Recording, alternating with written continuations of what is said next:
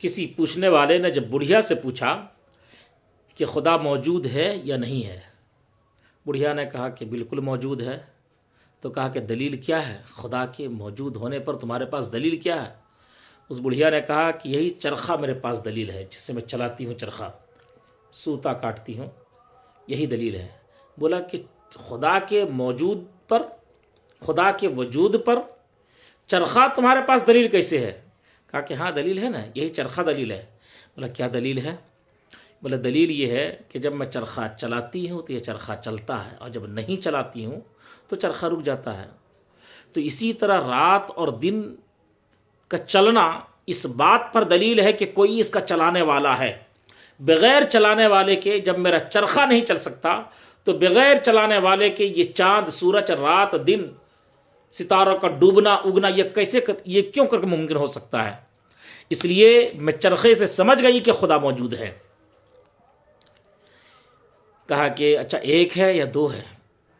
ایک ہے، خدا ایک ہے یا دو ہے؟ اس بڑھیا نے جواب دیا کہ خدا ایک ہے۔ بولا دلیل؟ بولا یہ چرخہ ہے۔ بولا کہ خدا ایک ہونے پر بھی دلیل تمہارا چرخہ ہے؟ بولا ہاں میرا چرخہ ہے۔ بولا کیا دلیل ہے تمہارے پاس کہ خدا ایک ہے؟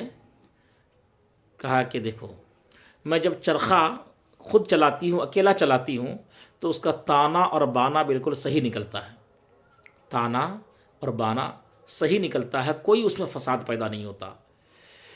تو اس وجہ سے میں سمجھ گئی کہ خدا ایک ہے۔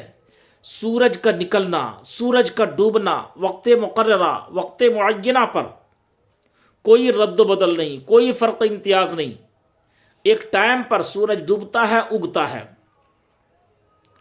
تو کوئی ایک ہی چلا رہا ہے جو اتنا ٹائملی ہے، جو اتنا پرفیکٹ ہے۔ اگر دو چلانے والے اگر چرخہ چلائیں، اس کا تانا اور بانا یکساں نہ رہے گا، بلکہ بگڑ جائے گا، فساد پیدا ہو جائے گا، اور بہت طرح کی خرابیاں ہو سکتی ہیں۔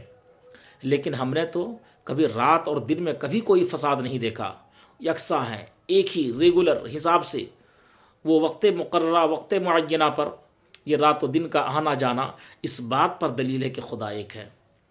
تو دیکھیے علم تو بہت بڑا ہتھیار ہے۔ ہم خدا کے وجود پر علم کی بدولت سینکڑوں گھنٹے بحث کر سکتے ہیں، اور کسی ملحد کو شکست دینا کوئی بہت بڑی بات نہیں ہے۔ ٹھیک ہے، خدا کا وجود یقیناً ہے، اور اگر آپ کے پاس علم نہیں ہے، عقل ہے نا، تو عقل سے بھی آپ خدا کے وجود کو آپ ثابت کر سکتے ہیں۔ یہ ہے کہ آپ کے